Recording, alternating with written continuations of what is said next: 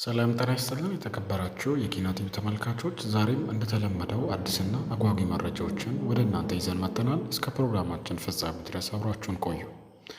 የጭነት ተሽከርካሪዎችን ለመቆጣጠር የሚያስችል የቴክኖሎጂ ስርዓት ሊጀመር መሆኑ ተገለጸ። በኢትዮጵያ ድንበር የሚወጡና የሚገቡ ምርቶችን የሚቆጣጠር የቴክኖሎጂ ስርዓት በሰኔ ወር 2015 ዓ.ም እንደሚጀመር የኢትዮጵያ ጉምሩክ ኮሚሽን አስታወቀ። የኢትዮጵያ ጉምሩክ ኮሚሽን አቶ ደበሌ ቀባታ ለሪፖርተር እንደተናገሩት ለውጭ ገበያ የሚወጡና ለሀገር ውስጥ ፍጆታ የሚገቡ ምርቶችን በመንገድ ላይ ቅሽብና ዘረፋ እንዳይደርስባቸው ክትትል ማድረግ የሚያስችል የቴክኖሎጂ ስርዓት በቅርቡ ስራ ይጀምራል።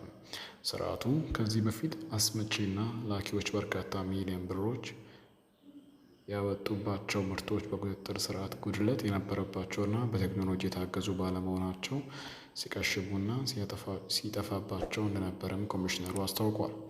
አሁን ግን እስከ ሰኔ 2015 ዓ.ም በተሽከርካሪዎች ላይ በሚገጥም ቴክኖሎጂ አማካኝነት ችግሩን ለመቅረፍ እየተሰራ ነውም ተብሏል። እንደ አቶ ደበሌ ገለጻ የቴክኖሎጂ ስርዓቱ በአርቲፊሻል ኢንተለጀንስ የሚታገዝ ሲሆን የአዲስ አበባ ዩኒቨርሲቲ ደግሞ በማማከር እየተሳተፈበት ይገኛል። ከውጭ ሀገር ውስጥ የሚገቡ ምርቶች መጋዘናቸውና እስኪደርሱ ድረስ ቁጥጥሩ የሚደረግባቸው መሆኑን የቴክኖሎጂውም በቅሽቤና በዝርፊያ ምክንያት ይታጣ የነበረው የውጭ ምንዛሬ ችግር ይታደጋል ሲሉ ኮሚሽነሩ ተናግረዋል።